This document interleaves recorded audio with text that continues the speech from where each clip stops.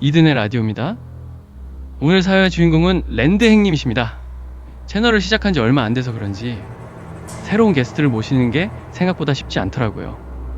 그래서 오늘은 2주 전 파스장님께 부탁드려 연결된 소중한 인연의 사연을 준비했습니다. 그리고 이번 사연도 역시 스포 없이 들려드립니다. 시작하기 전에 구독과 좋아요 꼭 한 번씩 눌러주시고 가시면 감사하겠습니다.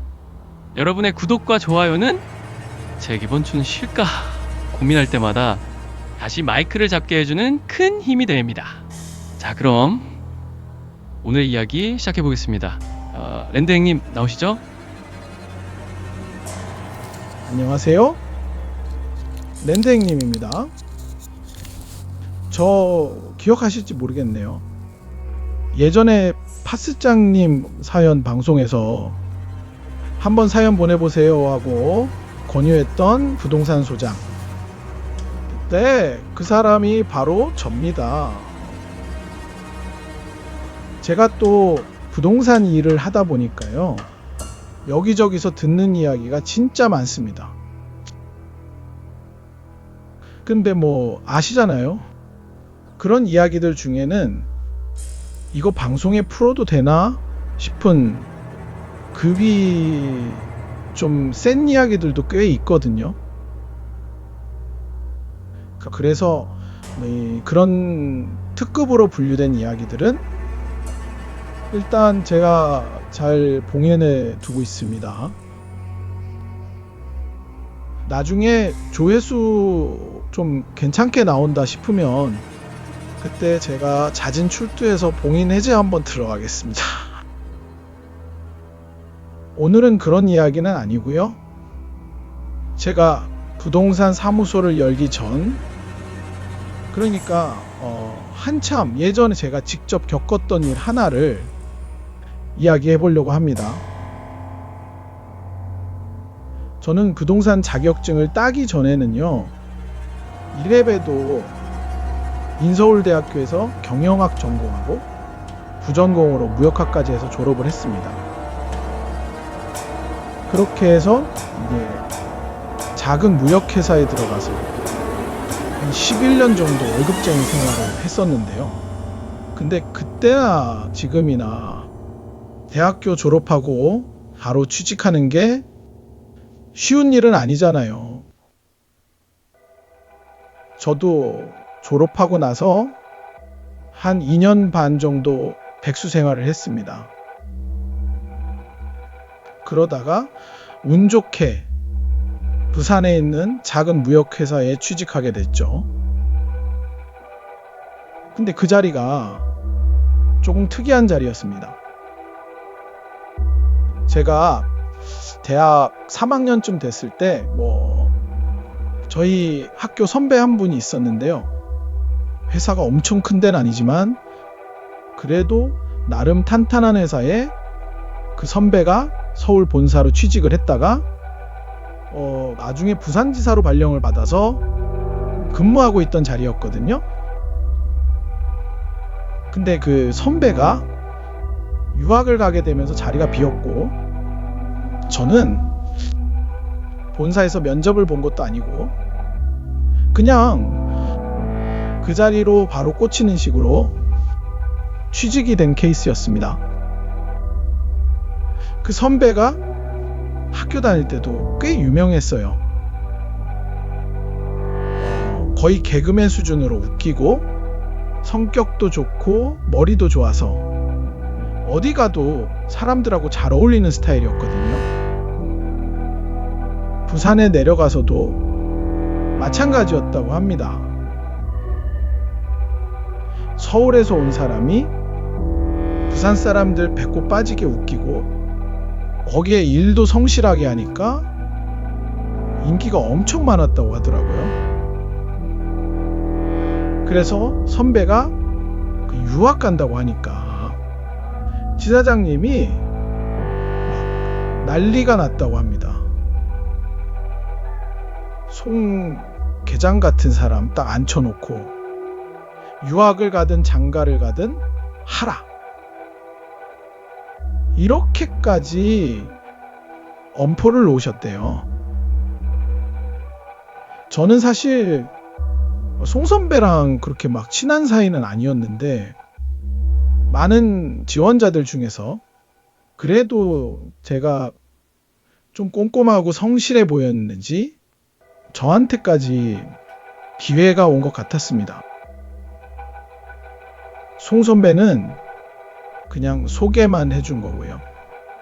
나머지는 제가 잘해야 합격하는 자리였기 때문에 저도 합격하고 나서는 송 선배한테 감사한 마음 반, 또 한편으로는 책임감 반으로 직장 생활을 시작하게 됐죠. 근데 문제는 직장이 부산이라는 거였습니다. 저는 이제 부산에 연고가 하나도 없었거든요. 그래서 제일 먼저 해야 할 일이 방을 구하는 거였습니다. 돈만 있으면 방 구하는 건 쉬운 일인데 문제는 제가 돈이 없었습니다. 모아둔 돈도 없고 집 형편도 넉넉하지 않아서 부모님께 돈 좀 주시죠, 이렇게 말하기도 참 애매한 상황이었죠. 그래서 딱 예산을 정해놓고 방을 보러 다니는 입장이었습니다. 회사가 부산역 근처라서 초량, 중앙동, 영주동 쪽을 며칠 동안 계속 돌아다니면서 원룸을 봤습니다. 근데 또 첫 독립이다 보니까요, 돈은 없어도 꿈은 또 야무지잖아요. 그래서 속으로는 나름 몇 가지 조건도 정해놨었습니다. 물론 그걸 부동산 사장님들한테 말하지는 않았죠. 근데 생각보다 현실이랑 돈의 거리가 너무나 멀더라고요. 마음에 드는 방이 하나도 안 나오는 겁니다. 창문을 열면 바로 옆 건물 벽이 딱 붙어 있고 곰팡이가 있거나 방이 너무 좁거나 아니면 가격이 너무 비싸거나, 그래서 거의 포기하려던 날이었습니다. 골목 안쪽으로 그냥 터덜터덜 걸어가고 있는데 작은 부동산 하나가 보이더라고요. 그래서 여기까지만 보고 오늘은 그만 보자, 이런 마음으로 마지막이다 생각하고 들어갔습니다. 그 부동산 아저씨가 수첩을 보면서 이리저리 뭔가 찾고 있더라고요. 그러다가 갑자기 하는 표정을 짓는 겁니다. 뭔가 생각난 것 같은 얼굴이었어요. 그러더니 수첩에 표시되어 있는 걸 잠깐 보더니 갑자기 조금 망설이는 듯한 표정을 짓더라고요. 마치 말해도 되나 말아야 되나 고민하는 것처럼요. 그러더니 저를 한번 힐끗 보시더니 이렇게 말했습니다. 하나 있긴 한데 1.5원룸이라 1.5원룸 괜찮죠?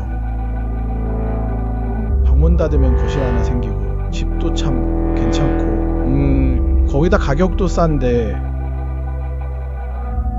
저는 그 말을 듣고 바로 물었죠. 싸요? 1.5면 비쌀 텐데. 그러니까 부동산 아저씨가 잠깐 생각을 하더니 이렇게 말하더라고요. 그쵸? 원래 1.5가 이런 가격이 없죠. 근데 뭐 주인이 싸게 내놓겠다니 좀 오래 비어 있었긴 하죠. 근데 말투가요. 뭔가 좀 애매했습니다. 말을 하면서도 생각을 많이 하는 것 같은 느낌이랄까요? 그래도 뭐 그때는 제가 그걸 깊게 생각할 상황이 아니었습니다. 왜냐하면 부동산 아저씨가 그 집 위치랑 가격을 설명해 주는데요. 솔직히 듣는 순간 어라 이게 진짠가? 싶을 정도였습니다. 가격도 괜찮고 위치도 회사랑 엄청 가까웠거든요. 게다가 집도 지금 비어 있어서 마음만 먹으면 출근과 동시에 바로 들어올 수도 있어 보였죠. 그래서 저는 바로 물었습니다. 지금 집 볼 수 있습니까? 그러니까 부동산 아저씨가 바로 집주인한테 전화를 걸더라고요. 사장님, 그 3층 방 세입자 받을 생각 있으세요? 그래요? 참, 그거 했어요? 이렇게 말하면서 잠깐 통화를 이어갔습니다. 근데요, 사무실이 워낙 조용했고 제가 바로 앞에 앉아 있었기 때문에 수화기 너머로 집주인 목소리가 꽤 또렷하게 들리더라고요. 그때 제 귀에 이런 말이 들렸습니다.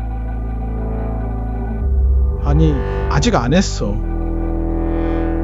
그러네, 1년이 다 돼가긴 해. 그치? 맞아, 몇 달 좀 남긴 했어. 안 그래도 실실 하려고.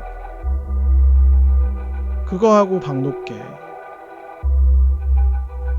그 말을 듣는데 뭔가 조금 이상했습니다. 보통 집이 오래 비어 있으면 빨리 새를 놓는 게 정상이잖아요. 근데 왜 몇 달을 더 미루지? 일단 집부터 봐야겠다고 생각이 들었죠. 집 한번 볼 수 없습니까? 그러니까 부동산 아저씨가 잠깐 난처한 표정을 짓더니 다시 집주인에게 전화를 걸었습니다. 근데 이번에는 처음이랑 조금 달랐습니다. 전화기 선을 둘둘 말더니 제가 앉아있는 쪽에서 조금 멀리 가서 아주 작은 목소리로 통화를 하더라고요. 그래서 이번에는 무슨 대화를 하는지 잘 들리지 않았습니다. 잠깐 통화를 하고 돌아오더니 부동산 아저씨가 이렇게 말했습니다.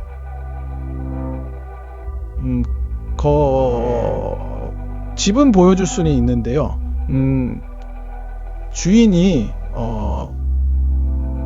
입주는 2달 후에 가능하다고 합니다. 이유를 들어보니까 청소도 해야 하고 이것저것 수리할 게 있어서 그렇다는 거였습니다. 근데 저는 그때 이 방이 너무 급한 상황이었습니다. 혹시라도 누가 그 방을 먼저 계약할까봐 마음이 굉장히 조급해졌다고나 할까요? 그래서 제가 아저씨를 계속 졸랐죠. 제가 빨리 들어와야 해서요. 오늘 집 보고 마음에 들면 뭐 바로 계약하겠습니다. 큰 수리는 나중에 해주셔도 됩니다. 작은 것들은 뭐 천천히 와서 해주셔도 되고요. 거의 집요하게 졸랐습니다. 그러자 결국 부동산 아저씨가 다시 집주인에게 전화를 해서 제 사정을 설명했고 일단 집은 볼 수 있게 됐습니다. 건물은 부동산에서 걸어서 2분 거리였습니다. 3층짜리 작은 원룸 건물이었는데 외관은 조금 낡아 보였지만 올라가는 공용복도도 꽤 깨끗했습니다. 그리고 제가 보게 된 방은 3층 끝방 301호였습니다. 방에 들어가는 순간 저도 모르게 탄성이 나오더라고요. 창문이 굉장히 컸고 조금만 걸어가면 바다도 있는 위치였거든요. 무엇보다 좋았던 건 거실 쪽 창이 굉장히 크고 작은 발코니까지 있다는 거였습니다. 창이 커서 그런지 바깥 풍경도 잘 보이고 채광도 좋고 하늘까지 시원하게 보이는 집이었습니다. 방도 생각보다 넓었고 작은 거실처럼 쓸 공간도 있었고 주방도 분리되어 있었습니다. 주변 시세보다 훨씬 싼 방세에 이런 집이면 솔직히 결혼해서도 여기서 살겠다 싶을 정도였습니다. 그래서 저는 바로 말했습니다. 저 여기 제가 바로 계약하고 이사 올게요. 근데 집주인은 2달 후 입주라는 조건을 끝까지 못 박더라고요. 그래서 저는 또 제 사정 이야기를 하면서 불쌍한 척도 하고 동정 모드로 계속 부탁을 했습니다. 그러자 결국 집주인이 태세전환 기미가 보였죠. 사정이 너무 딱하다니까. 당겨는 보겠는데 청소도 해야 하고 자잘한 수리도 해야 해서 그래도 최소한 1달 정도는 시간이 필요해요. 이제 저는 그 말을 듣고 속으로 이렇게 생각했습니다. 집도 이렇게 좋고 대충 봐도 크게 손댈 데는 없어 보이는데 주인이 참 섬세하고 좋은 사람인가 보다. 이렇게 생각했죠. 그래도 2달이 1달로 줄어든 것만 해도 어디냐 싶어서 저는 얼른 그렇게 하기로 했습니다. 그래서 그동안은 근처 모텔에서 단기방을 구해 지내게 됐습니다.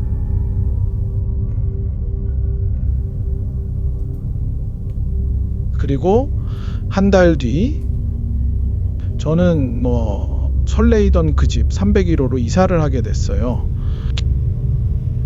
이사를 하고 나서요. 한 4개월 정도는 아무 일도 없었죠. 평범하게 회사 잘 다니고 집에 오면 잠도 잘 오고 처음으로 독립해서 사는 거니까 입맛도 좋고 그냥 자유롭고 마냥 좋았어요. 근데 어느 날이었어요. 봄인데 비가 미친 듯이 쏟아지던 날이었습니다. 바람도 엄청 불고 이거 봄에 태풍 오는 거 아니야? 싶을 정도로 비바람이 창문을 계속 때리던 날이었어요. 그래서 그날은 그냥 일찍 잠들었습니다. 그런데 그날 새벽에 거실에서 갑자기 소리가 났어요. 쿵. 저는 처음에 이 새벽에 옆집에서 TV를 크게 틀었나? 그렇게 생각했죠. 그런데 잠깐 뒤에 또 들렸습니다. 쿵쿵. 저는 그냥 뒤척이다가 다시 잤습니다. 근데 며칠 뒤에 또 새벽에 같은 소리가 나는 겁니다. 또 쿵, 또 쿵쿵. 그때도 저는 옆집이 또 시작이네 라고 중얼거리고 피곤해서 잠이 들었던 것 같아요. 다음날 아침에 옆집 사람을 만나면 조용히 좀 해달라고 해야겠다, 그렇게 생각하고 넘어갔습니다. 그런데 그게 다음 날도 들리고 그 다음 날도 들리고 계속 들리는 겁니다. 그래서 어느 날은 결국 옆집 문을 두들겼습니다. 한참 있다가 문이 열리더니 50대쯤 돼 보이는 아저씨가 나오더라고요. 그래서 제가 이제 조심스럽게 말씀드렸죠. 저기 죄송한데요. 새벽마다 쿵 하는 소리가 계속 들려서요. 제가 그 소리 때문에 잠을 좀 설쳐가지고 혹시 조금만 조심해 주시면 안 될까요? 라고 부탁을 드렸죠. 아까까지는 그냥 평범한 표정을 짓던 아저씨가 갑자기 싹 굳는 겁니다. 그러더니 저를 딱 보면서 이렇게 말하는 겁니다. 저는요, 잠깐 뜸을 들이더니 제가 제주도에 일자리가 생겨서 거기서 쭉 있다가 짐 좀 빼려고 어젯밤에 잠깐 들렀는 건데요. 그 말을 듣는 순간 민망해져서 네, 그럼 이 집에 쭉 아무도 없었네요. 제가 좀 착각했나 봅니다. 죄송합니다. 네. 하고 얼른 돌아왔죠. 다른 집에서 나는 소리였나? 내가 너무 예민한 건가? 괜히 제가 더 민망해서 한참을 이런 생각만 하다가 결국 그냥 그렇게 넘겼습니다. 근데요, 이상한 건 그 다음부터였습니다. 그 이후로도 거실에서 계속 소리가 나는 겁니다. 처음에는 그냥 무시했는데 어느 순간부터 제가 시간을 확인하기 시작했어요. 근데요, 이게 진짜 신기하게도 항상 같은 시간이었습니다. 새벽 3시, 거의 정확하게 3시쯤 되면 거실에서 쿵, 툭. 며칠 전까지만 해도 TV 소리인가 하고 착각할 정도였거든요. 근데 점점 들으면 들을수록 이젠 거실에서 뭐가 떨어졌나? 싶을 정도로 진짜 물건이 떨어지는 소리처럼 점점 생생하게 들리더라고요. 그러다가 어느 날이었습니다. 그날도 새벽이었는데 제가 갑자기 목이 너무 말라서 물을 마시려고 거실로 나갔거든요. 그때 현관 쪽에서 누가 쓱 하고 들어오는 게 보이는 겁니다. 당연히 막 놀라서 소리를 질렀죠. 허허, 거기요. 누구세요? 대체 누구세요? 근데 멀리서 보니까 일단 사람처럼 보였습니다. 키도 사람 같고 머리도 길고 그냥 얼핏 딱 멀리서 보면 그냥 여자 한 명이 서 있는 것처럼 보였어요. 그래서 제가 조금 조심스럽게 다시 말했습니다. 저기요, 누구세요? 누구시냐고요? 근데요, 대답도 없었죠.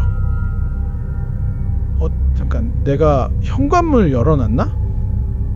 그래서 바로 현관문 쪽을 봤습니다. 근데 문이 분명히 닫혀 있는 겁니다. 그걸 보는 순간 등골이 확 서늘해지더라고요. 그럼 저 사람은 어떻게 들어온 거지? 그래서 다시 고개를 돌려 그 여자를 봤습니다. 그 여자가 거실로 천천히 걸어 들어오더니 거실 한가운데서 딱 멈춰 서는 겁니다. 여전히 고개를 푹 숙이고 바닥 한 곳만 계속 내려다보고 있다가 그 자리를 발로 차는 겁니다. 저는 그때까지도 술 취한 사람이 잘못 들어왔나 이렇게 생각했습니다. 그래서 이번에는 조금 더 크게 말했는데요. 저기요, 여기 제 집인데요. 저기요? 그때였어요. 아이고, 하느님, 부처님. 이런 말이 저도 모르게 튀어나왔습니다. 딱 보는 순간, 저게 사람이 아니구나. 본능적으로 느껴졌거든요. 그래서 저도 모르게 소리를 질렀습니다. 근데요, 여자 표정이 아무것도 없었습니다. 얼굴은 새하얗고요. 눈알이 있긴 있는 것 같긴 한데요. 그 눈알이 단추보다 더 작았어요. 그리고 그 주변은 거의 흰자만 잔뜩 보이더라고요. 그래서 눈이 안 보이는지 몰라도 움직이지도 않았습니다. 그냥 언뜻 보면 사람이지만 절대 사람이 아닌 걸 알 수 있는 거죠. 저는 너무 놀라서 소리만 꽥꽥 질렀습니다.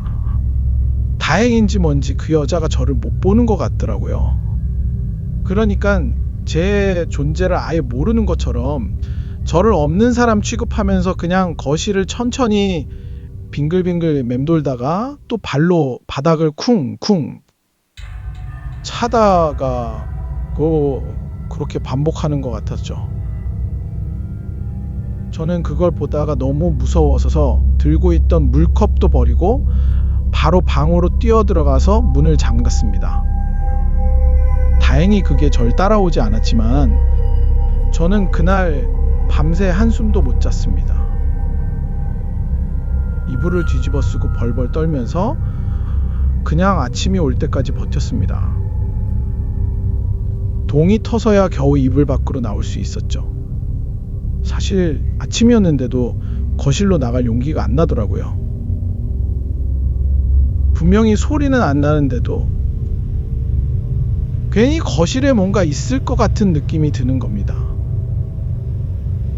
그래도 출근은 해야 하잖아요.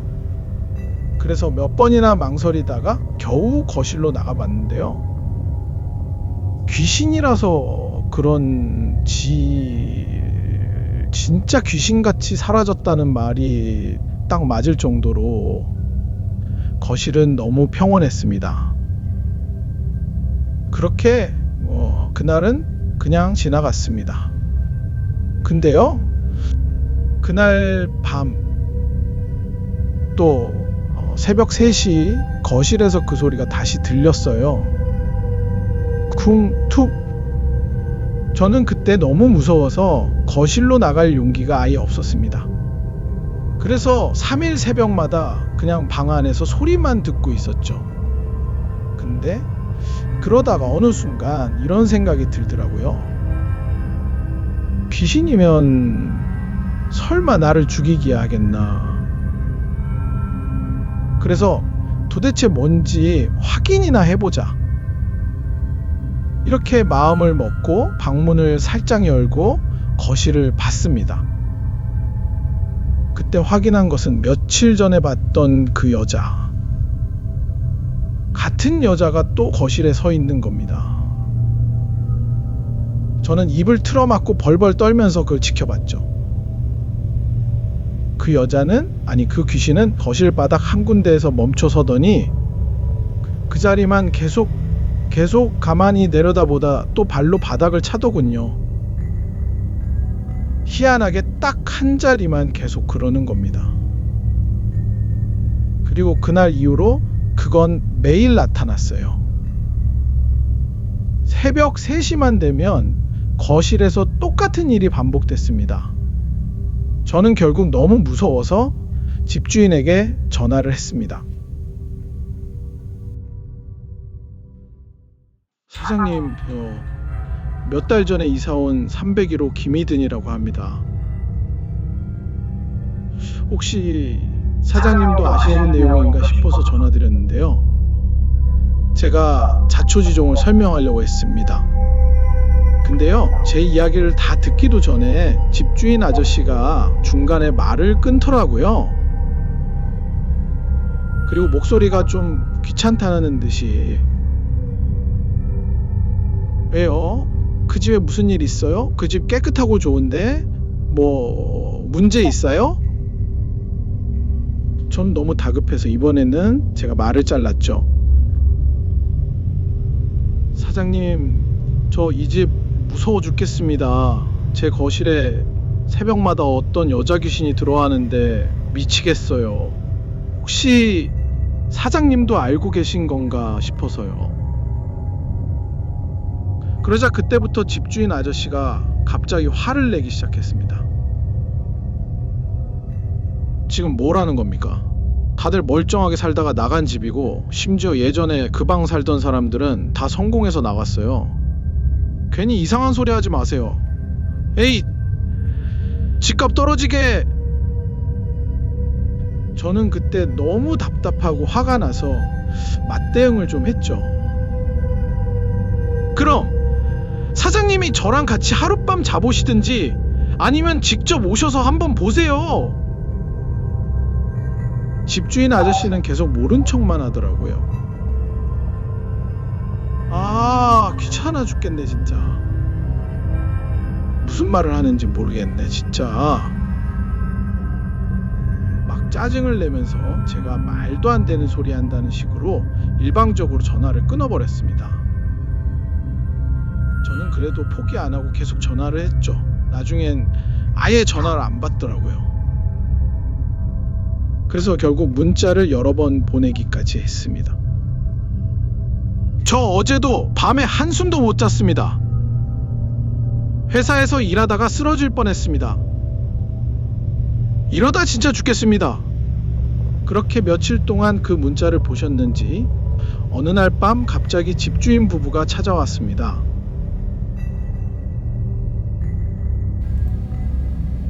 집주인 아주머니가 처음에는 굉장히 인자하게 웃으면서 아니 총각 이 집에서 뭘 봤다고 이제 자꾸 그런 소리를 하세요. 사실 우리도 정말 난처해요. 이 집 살던 분들 다 좋은 집으로 이사가고 다들 잘 됐다고 고맙다고 인사하면서 나간 집이에요. 이렇게 말씀하시더라고요. 그래서 저는 속으로 나만 괜히 이상한 사람 된 건가? 그런 생각도 조금 들었습니다.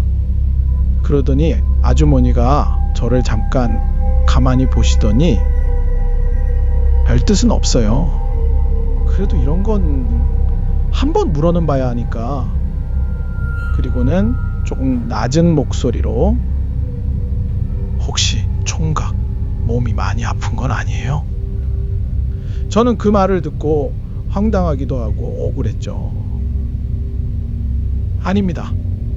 얼마 전에 회사 들어오면서 건강검진도 받았고요. 지금까지 아픈 데 없이 잘 살아왔습니다. 오히려 귀신을 보고 나서 제가 건강이 나빠지고 있어요. 진짜 이 집에서 무서워서 어디 살 수나 있겠어요. 아주머니가 아까까지 인자하게 웃으시더니 표정이 싹 굳어지면서 태세가 확 바뀌더군요. 아저씨랑 서로 눈치를 한번 보더니 협박 아닌 협박 같은 말을 하기 시작했습니다. 그러더니 아주머니가 차갑게 쏘아보며 세입자하고 계약을 왜 하는 줄 알아요? 임차인만 보호받는 거 아니에요. 계약서 한번 보세요. 계약 날짜가 떡하니 나와 있잖아요. 그러더니 옆에 있던 아저씨를 보면서 말했습니다. 당신이 말해요. 나 입 아프고 짜증나니까. 그러자 아저씨가 팔짱을 끼고 자 됐고 301호 2등이라고 했던가? 그래요 2등씨. 그럼 계약 날짜까지만 채우고 나가시든지 아니면 새 임차인 알아서 구해놓고 나가시면 됩니다. 새 임차인까지는 내가 양보할게요. 진짜 내가 양보 많이 했으니 주인 잘 만난 줄 아세요? 그러더니 제 말은 아예 들을 생각도 안 하고 계속 자기 말만 이어갔습니다. 그리고 다른 데 가서 이 집이 어떻다 저렇다 이야기하지 마시고요. 괜히 소문 안 좋아지면 집값 떨어집니다. 혹시 이상한 소문 나면 다 김희든 씨가 낸 걸로 알겠습니다. 여태까지 이사 나간 사람들은 다 좋게 나갔거든요. 그리고는 두 사람 다 할 말만 딱 하고 그냥 가버렸습니다. 사실 저는 원래 1년 계약만 하려고 했죠. 하도 집이 너무 싸고 조건도 너무 좋아서 제가 오히려 사장님 그냥 2년 계약으로 해주시면 안 될까요? 하고 이렇게 부탁했던 상황이었던 거죠. 한마디로 제 눈깔이 제가 찌른 계약인 거죠. 그래서 계약 기간이 거의 1년 7, 8개월이나 남아 있은 겁니다. 그걸 생각하니까 머릿속이 완전히 하얘지고 어떻게 해야지. 또 그러다가 새 임차인을 어떻게 구하지? 와, 진짜 답이 안 나오더군요. 그것도 문제였지만 무엇보다 그때 제 몸 상태가 이미 많이 망가져 있었습니다. 당장 이사를 나가야 할 것 같은데 방법은 없고 뭐 어쩔 수 없이 평일에는 부장님께 대충 둘러대고 허락을 받아서 회사 휴게실 소파에서 자고 주말에는 낮에만 잠깐 집에 있다가 밤에는 찜질방을 전전했습니다. 지금 생각하면 이 짓을 어떻게 했나 모서리가 쳐지네요. 이게 사람이 편하게 잠을 못 자니까 몸이 계속 마르고 얼굴도 상하고 회사 일도 제대로 못 하겠더라고요. 결국 저는 이사를 가든지 아니면 회사를 그만두고 서울에 있는 부모님 집으로 올라가든지 어떤 결정을 해야 하는 상황이었습니다. 딱 그 무렵이었어요. 제가 회사에서 신입으로 정신없이 지내던 때였는데요. 그때 친해진 동료가 한 명 있었습니다. 제가 귀신에 시달리기 전에는요, 저도 나름 성격 하나만큼은 어디 가서도 칭찬을 꽤 듣던 사람이었거든요.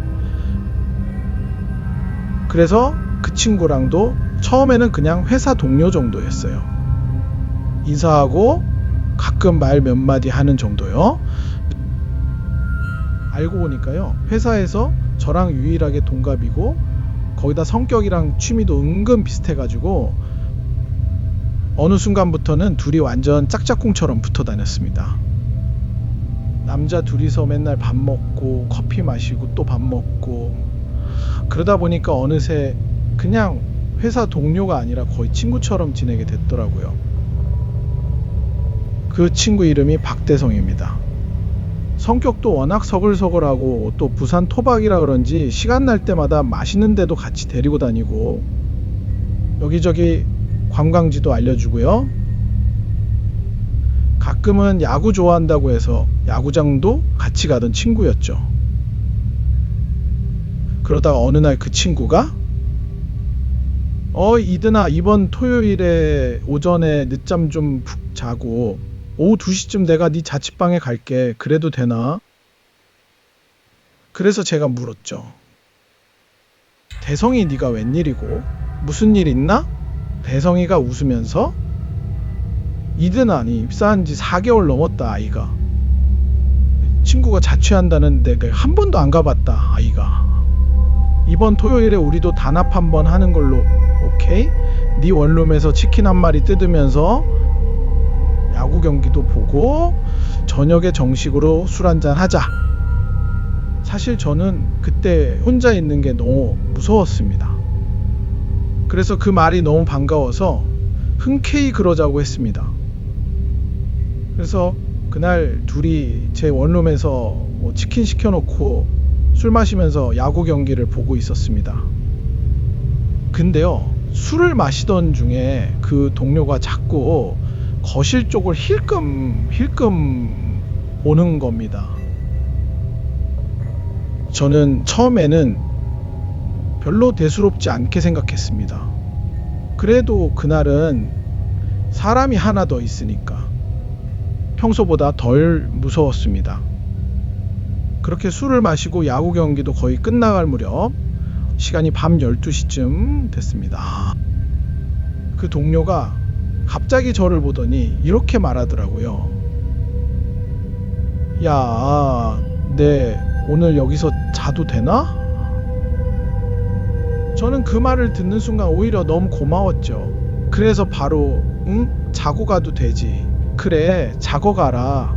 내일 일요일인데 뭔 걱정이야. 그래서 그날 저희 둘이 방에서 같이 잤습니다. 근데 새벽 3시쯤이었을까요?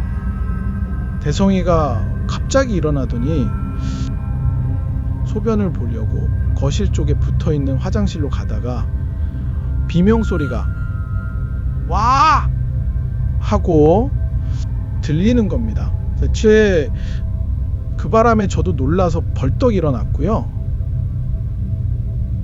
그리고 저희 둘이 그걸 봤습니다. 현관 쪽에서요. 여자가 쓱 하고 들어오더니 거실을 천천히 빙 돌기 시작하더라고요. 그러다가 그 바닥자리에서 딱 멈춰서고 아래를 가만히 보다 쿵쿵 발로 바닥을 차는 것까지 똑같이 하더군요. 대성이가 옆에서 숨을 죽인 목소리로 야, 저게 뭐고 이든아, 너도 봤지? 봤잖아. 저는 거실 쪽을 슬쩍 보고 무서워 아무 말도 못했죠. 그 여자가 또 나타나서 그 행동 그대로 반복하고 있었습니다. 대성이는 얼굴이 하얗게 질려서는 완전히 얼어붙어 있었죠. 그리고 작은 목소리로 아이씨, 저거 사람 아이다. 그날 새벽 그걸 보고 나서는 완전히 벌벌 떨기 시작했습니다. 우리는 그 자리에서 입을 틀어막고 숨도 제대로 못 쉬고 있다가 동이 트자마자 집을 뛰쳐나왔습니다. 그리고 근처 편의점으로 들어가 의자에 앉아서 덜덜 떨면서 겨우 진정하려고 했습니다. 그때 대성이가 겨우 말을 꺼냈죠. 야이씨, 내가 본 거 너도 봤지? 저는 방금 나도 봤지. 그러자 대성이가 저를 뚫어지게 보면서 야, 근데 넌 처음 본 사람 같지 않노? 저는 처음엔 얼버무렸죠. 아니야, 나도 놀랐지. 놀라고 말고. 대성이는 아닌데 니는 입에 거품 물고 난리 안 치던데? 뭐 있제? 알고 있제? 저 여자? 아니 저 귀신. 그래서 저는 결국 말했죠. 사실은 이사 온 날부터 저 여자가 새벽마다 들어와. 나도 미치겠다. 주인한테 말해도 모르세고 생까고. 진짜 죽을 지경이야. 대성이가 놀라서 와. 그럼 니 지금까지 혼자 그거 보고 살았나 말이가? 진짜로? 안나? 저는 조용히 고개를 끄덕였습니다. 근데 대성아, 너는 낮에 왜 우리 집 거실을 왜 자꾸 힐끗힐끗 봤어? 그러자 대성이가 잠깐 망설이다가 내 비밀 하나 있는데 내가 어릴 때 크게 아프고 난 뒤부터 영화는 없는데 네 영화는 알지? 귀신 보는 거. 근데 영화는 없다. 그냥 기운 같은 걸 좀 느낀다 아이가. 가끔 소리도 들리고. 근데 너거 집에 딱 들어올 때도 억수로 강한 한기가 느껴지던데 방에 앉아 있어도 거실 쪽은 냉기가 느껴지더라. 처음에는 5월인데 벌써 에어컨 켰나 했지 슥 보니까 에어컨도 아니고 나중에는 쿵 하는 소리도 몇 번 들었다 아이가. 한참 동안 아무 말도 못하고 서로 눈만 마주보고 있었습니다. 그러다가 대성이가 조용히, 이든아, 우리 그러지 말고, 내가 가끔 상담받으러 가는 무당 누나 있는데 우리 같이 가보자. 그래서 결국 저희는 대성이가 한다는 무당 누님을 찾아가게 됐습니다. 막상 가서 보니까요, 그 무당 누님이 딱 봐도 40대 중반쯤 돼 보이셨는데, 왜 그냥 가만히 앉아만 계신데도 뭔가 사람을 쭉 꿰뚫어 보는 느낌이랄까. 와, 카리스마가 장난 아니었습니다.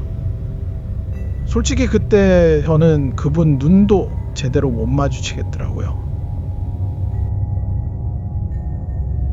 그래서 부당은 우리 이야기를 한참 동안 가만히 듣고 있더니, 아이고야, 네 귀신터에서 사는 것 같다 그러더니, 내가 직접 너 집에 가서 확인해 봐야겠다, 당장 앞장서거라, 이렇게 말하더라고요. 그 와중에도 대성이는 분위기 풀겠다고 또 농담을 하더군요. 와, 우리야 무당 누나가 출장까지 와주면 좋지. 그래서 결국 대성이 인맥으로 그 무당이 제 원룸까지 오게 됐죠. 집 안에 들어오자마자 한번 천천히 둘러보더니 말없이 거실 쪽으로 걸어갔습니다. 그리고 거실 한가운데서 딱 멈춰서더라고요. 그리고는 바닥을 가만히 내려다보더니, 여기네! 여기야! 저는 그 말을 듣고 순간 소름이 확 돋았습니다. 그러자 무당이 다시, 그게 여기서 계속 서 있었제? 저는 놀라서 기절초풍할 뻔했죠. 네, 근데 어떻게 아셨어요? 그러자 무당이 바닥을 한 번 더 보더니, 여기 누가 뭔가 눌러놨다. 그래서 화가 났군. 화가 단단히 났어. 거실 장판을 들춰봤습니다. 근데 그 밑에 진짜 뭔가 있었어요. 노랗고 빨간 글씨가 있는 부적이 겹겹이 붙어 있더군요. 한 장이 아니라 여러 장이 겹쳐서 붙어 있는데 현기증에 토할 것 같았습니다. 그걸 보더니 무당이 이거 딱 보니 한두 번 붙인 게 아니다. 덕지덕지. 아이고, 몇 년은 붙였네. 그 말을 듣는 저는 다리가 풀렸습니다. 저는 그걸 보는 너무 무서워서 몸이 그냥 덜덜 떨리기 시작했습니다. 다리에 힘이 풀려가지고 그 자리에 더 이상 버티고 서 있을 수가 없더라고요. 그래서 거의 도망치다시피 계단을 내려가서 1층 편의점으로 뛰어들어갔습니다. 그리고는 의자에 그대로 털썩 주저앉았습니다. 마침 그때 1층 편의점에 알바생이 아니라 주인 아저씨가 카운터에 앉아 계셨습니다. 그래서 저는 이제 바로 물어봤죠. 아저씨, 저 위에 301호 돼요. 혹시 그 방향에 대해 아시는 거 있습니까? 근데 처음에는 아저씨가, 아이고, 나는 가게 일하느라 잘 몰라요, 이러시면서 슬쩍 발을 빼시더라고요. 그때 옆에 있던 무당 누님이 대신 자초지종을 쭉 설명하니까 편의점 아저씨도 좀 놀라며 무슨 말씀을 하시려는 것 같았죠. 와, 진짜였네요. 진짜였어. 와, 무서워서 지금까지 어째 살았어요? 마치 처음 듣는 이야기가 아닌 것처럼 그렇게 말했습니다. 제가 편의점 하기 전에는요, 여기 작은 세탁소였어요. 그 세탁소 주인 아저씨가 301호 이야기를 한번 하긴 했습니다. 그리고 잠깐 뜸을 들이다가 그 방에서 어떤 여잔지 남잔지가 자살했다더라고요. 그리고 설명이 이어졌어요. 아저씨 말로는 사람이 왜 죽었는지는 아저씨도 확실한 정황은 모르겠는데 그 이후로 세입자들이 하도 못 버티고 도망을 가니까 건물 주인 내외가 어떤 박수무당을 불러서 1년에 한 번씩 구술한다는 겁니다. 처음엔 편의점 사장님도 이야기를 듣고 꺼림직해 하니까 세탁소 주인이 이사 나가면서 아이고 너무 무서워 말어. 굿 한 번 하면 말이야 한동안은 또 조용해져. 그리고 3층 이야기라 신경 끄면 돼요. 우린 아무 피해 없어요. 뭐 이런 말을 했던 것 같다네요. 그리고 이 편의점 아저씨가 또 뭐가 기억나는지 참 그러고 보니 총각이 이사 오기 며칠 전에 마침 구슬하던데 그래서 그런가 보다 했죠. 그 말을 듣는 순간 저는 피가 거꾸로 솟는 느낌이었습니다. 그래서 바로 무당 누님이랑 대성이랑 같이 건물 주인을 다시 찾아갔습니다. 이번에는 저도 가만히 있을 수가 없었습니다. 집주인이 말을 꺼내기도 전에 제가 먼저 따졌습니다. 사장님, 이거 알고 있었죠? 그러자 집주인이 한숨을 푹 쉬더니 301호! 나도 전 재산 털어서 이 건물을 샀어요. 먹고 살려면 월세 받아야지 어떡합니까? 나도 피해자요. 피해자! 그러면서 또 이렇게 말했습니다. 무당이 그러더라고요. 기가 센 사람이 들어오면 괜찮다 했지. 근데 총각이 기가 약해서 그런 걸 누굴 탓합니까? 그 말을 듣는데 어처구니가 없더라고요. 그러더니 스스로 생각해도 좀 찔리는지 헛기침을 한번 하더니 뭐 서로 안 맞는데 누굴 탓하겠어요. 내가 양보해서 말하는 건데 자, 세임차임 구하면 다시 이야기합시다. 그동안은 301호가 적당히 지내다 시간 맞는 날 하루 이틀 비워주면 굿해줄게요. 에이? 한 5년 지나면 자살기 눌린다고 하더만. 이렇게 말을 얼버무리더라고요. 결국 끝까지 제가 기가 약한 걸로 탓을 하더라고요. 그때 주인 휴대폰이 울렸습니다. 원룸이라 그런지 통화 소리가 다 들리더라고요. 집주인이 전화를 받더니 그래, 니한테 전화하려고 했는데 잘됐다. 굿한 지 4달밖에 안 됐는데 여기 그게 또 돌아다닌단다. 총각이 이사 나간다는데 니 말대로 다 했는데 어쩔 거고.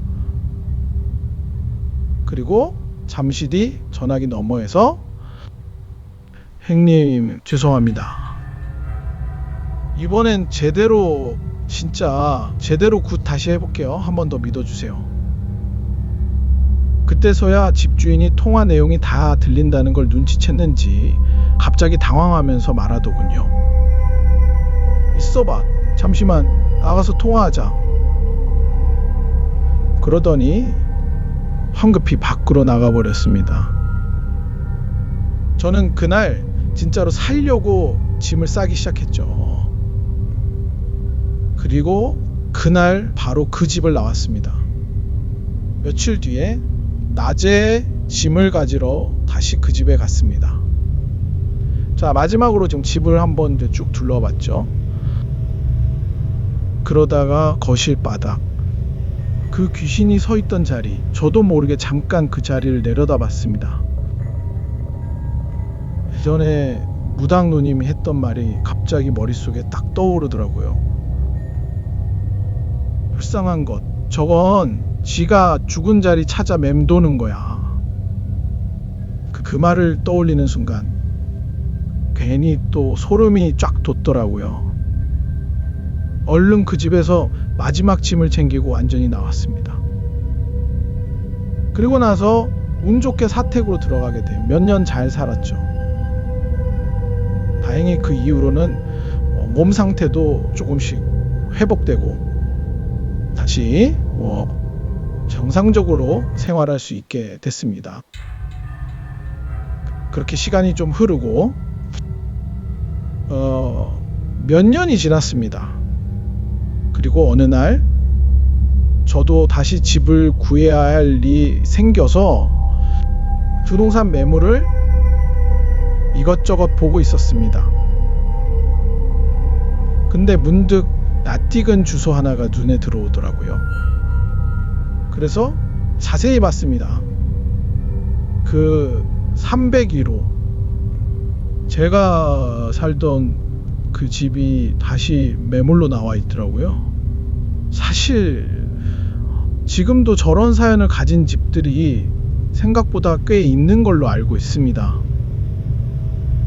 그러니까 집 구하실 때는 꼭 잘 알아보고 들어가시길 바랍니다. 네, 여기까지가 제 이야기예요. 파스장님 하는 거 보고 나도 저렇게 할 수 있겠다 했는데 생각보다 어렵네요. 다음에는 더 업그레이드해서 다시 한번 도전해 보겠습니다. 제 이야기 들어주셔서 감사합니다. 어이구, 오늘도 고생 많으셨습니다. 랜드 행님이랑 파스장님, 친해서 그런지 목소리도 은근 닮은 거 저만 느낀 거 아니죠? 오늘 여자 귀신 나와서 살짝 소름 돋았는데 솔직히 건물주가 더 무서웠습니다. 뻔뻔함이 상상을 초월하네요. 너무 뻔뻔해서 저도 듣다가 화가 났어요. 랜드 행님께서 그때 개인적인 이야기 더 있으셨다고 했는데 여기서는 살짝 봉인해서 그나마 공포 레벨 조절 들어간 게 그 정도랍니다. 물론 저는 들었습니다만 부동산 현업에 계신 만큼 앞으로 그 봉인된 이야기들 하나씩 풀로 자주 와주셔야 됩니다, 형님. 오늘 이든의 라디오 찾아주신 이수시개님들 진심으로 감사드립니다. 그리고 오늘 방송 찢어주신 랜드 행님 충성입니다.